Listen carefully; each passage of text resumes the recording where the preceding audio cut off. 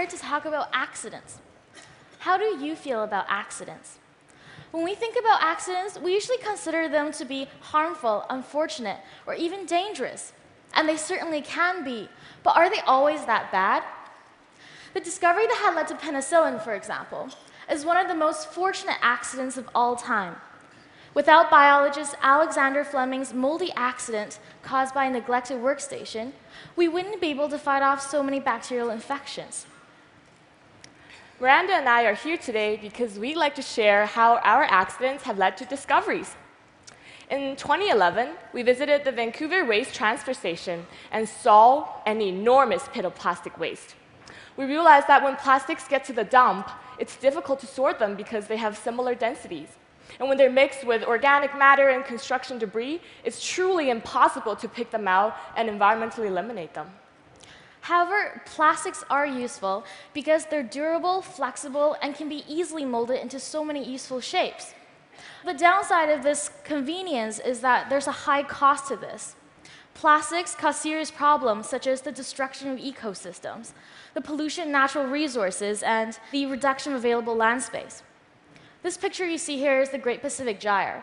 When you think about plastic pollution in the marine environment, we think about the Great Pacific Gyre, which is supposed to be a floating island of plastic waste. But that's no longer an accurate depiction of plastic pollution in the marine environment.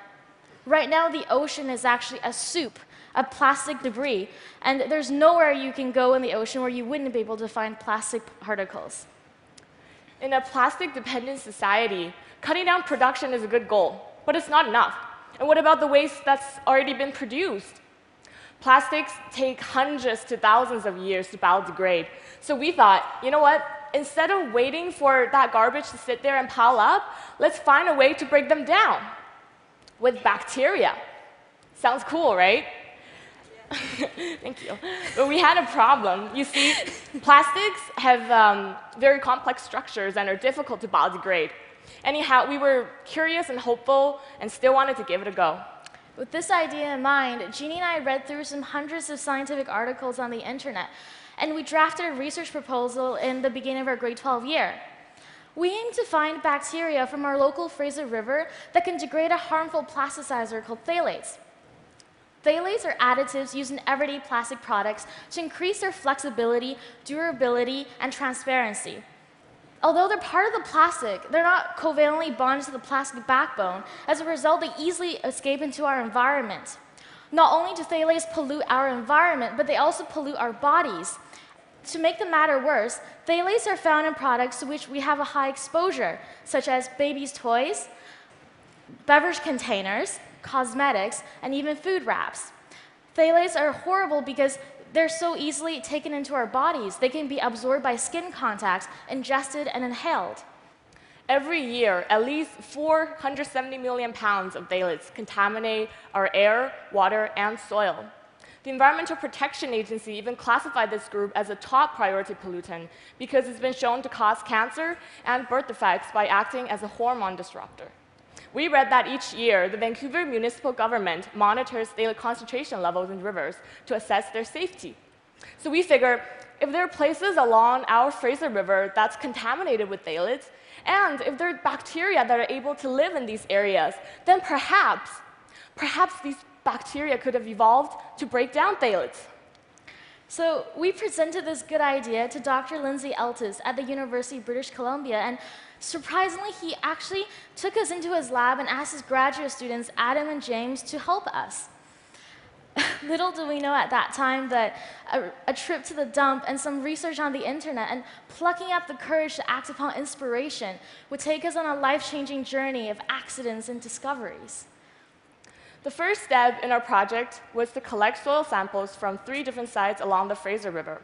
Out of thousands of bacteria, we wanted to find ones that could break down phthalates. So we enriched our cultures with phthalate as the only carbon source. This implied that if anything grew in our cultures, then they must be able to live off of phthalates. Everything went well from there, and we became amazing scientists. Jeannie. I'm just joking. Well, it was partially my fault. You see, I accidentally cracked a flask that had contained our third enrichment culture, and as a result, we had to wipe down the incubator room with bleach and ethanol twice. And this is only one of the examples of the many accidents that happened during our experimentation. But this mistake turned out to be rather serendipitous. We noticed that the unharmed cultures came from places of opposite contamination levels. So this mistake actually led us to think that perhaps we can compare the different degradative potentials of bacteria from sites of opposite contamination levels. Now that we grew the bacteria, we wanted to isolate strains by streaking onto media plates, because we thought that'd be less accident-prone. But we were wrong again. We poked holes in our agar while streaking and contaminated some samples with fungi. As a result, we had to streak and restreak several times. Then we monitored phthalate utilization and bacterial growth and found that they shared an inverse correlation. So as bacterial populations increased, phthalate concentrations decreased. This means that our bacteria were actually living off of phthalates. So now that we found bacteria that could break down phthalates, we wonder what these bacteria were. Jeannie and I took 3 of our most efficient strains and then performed gene amplification and sequencing on them and matched our data with an online comprehensive database.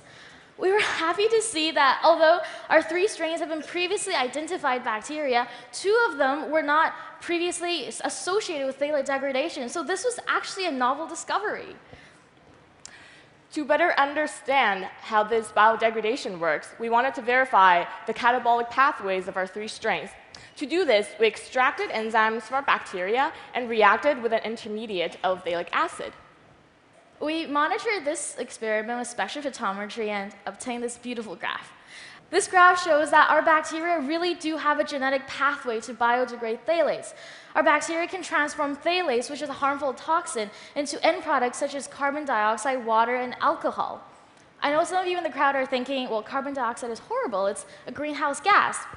But if our bacteria did not evolve to break down phthalates, they would have used some other kind of carbon source, and aerobic respiration would have led it to have end products such as carbon dioxide anyway.